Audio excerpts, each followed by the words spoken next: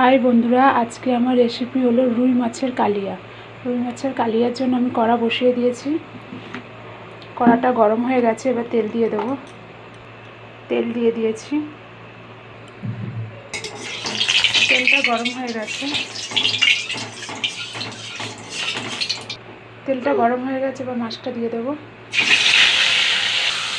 মাছটা আমার ভাজা হয়ে গেছে, এবার তুলে ফেলবো।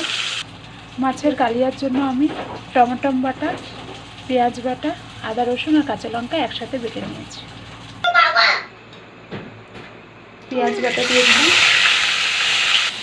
পেঁয়াজটাকে একটু লাল লাল করে ভেজে নেব। পেঁয়াজটা লাল লাল হয়ে গেছে, এবার বেটে রাখা টমেটো দিয়ে দেবো।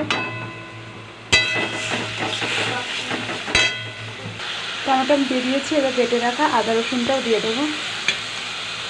আদা রসুন আর কাঁচা লঙ্কা একসাথে বেটে রেখেছিলাম। এবার গুঁড়ো মশলা অ্যাড করব। স্বাদ অনুযায়ী লবণ দিয়ে দেবো। লবণ, হলুদের গুঁড়ো 1 চামচ, কালারের জন্য কাশ্মীরি গুঁড়ো লঙ্কা 1 চামচ, জিরের গুঁড়ো 1 চামচ, ধনের গুঁড়ো 1 চামচ। এবার মিশ্রণগুলিকে ভালো করে ভেজে নেব যতক্ষণ না তেল ছাড়ছে।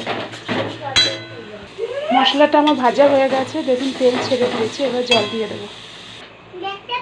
জল দিয়ে দিয়েছি,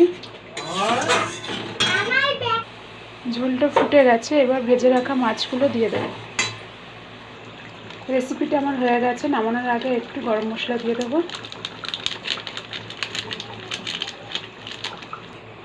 মাছের কালিয়া আমার রেডি হয়ে গেছে। রেসিপিটা যদি ভালো লেগে থাকে তাহলে প্লিজ আমাকে একটা লাইক, শেয়ার, কমেন্ট আর সাবস্ক্রাইব করে দেবেন। Thank you.